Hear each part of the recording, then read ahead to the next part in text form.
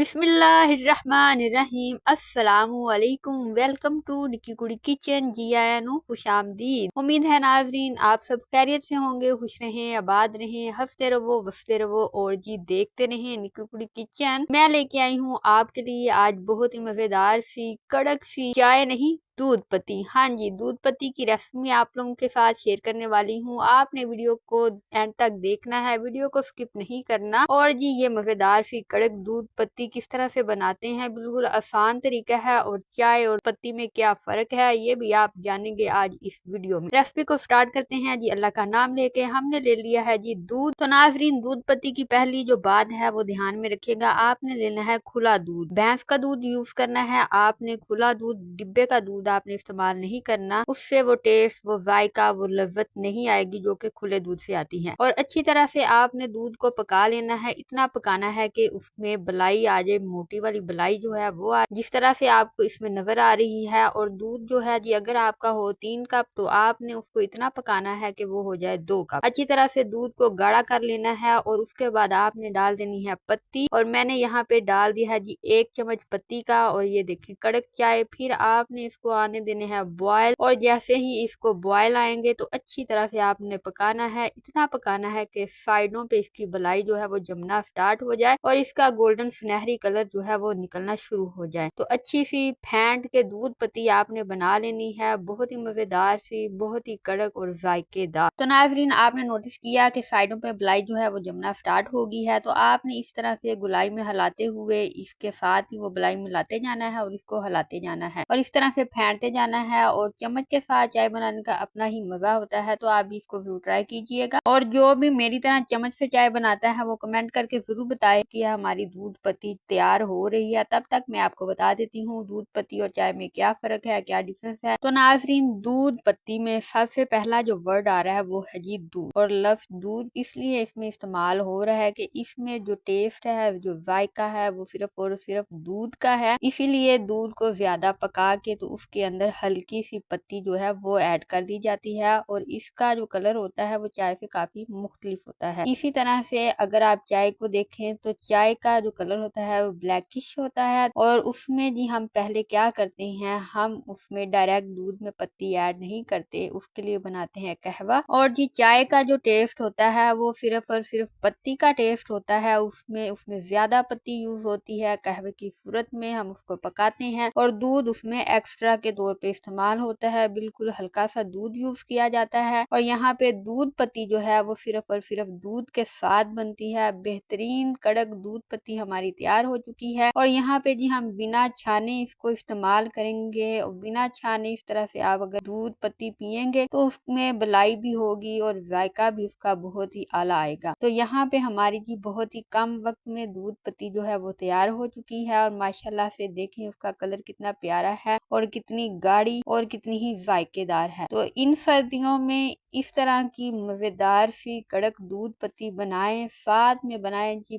पराठा और सुबह का गर्मा गर्म मजेदार सा नाश्ता करें। तो यहाँ पे हमारी रही दूध पत्ती और मुझे दीजिएगा इजाजत। अगर आप चैनल पे नए हैं, फर्स्ट टाइम आए हैं और चैनल को अभी सब्सक्राइब नहीं किया तो इसी दूध पत्ती की कसम है अभी सब्सक्राइब करें और मुझे दें इजाजत। अपना रखिएगा ख्याल। मैं मिलूंगी आपसे नई रेसिपी में नई वीडियो के साथ। और जी इस वीडियो के एंड पे आपको मिल जाएगी मजेदार से दाल चावल की रेसिपी, जिसमें दाल मूंग और मसूर को मिक्स करके बनाया गया है, उसको जरूर देखिएगा।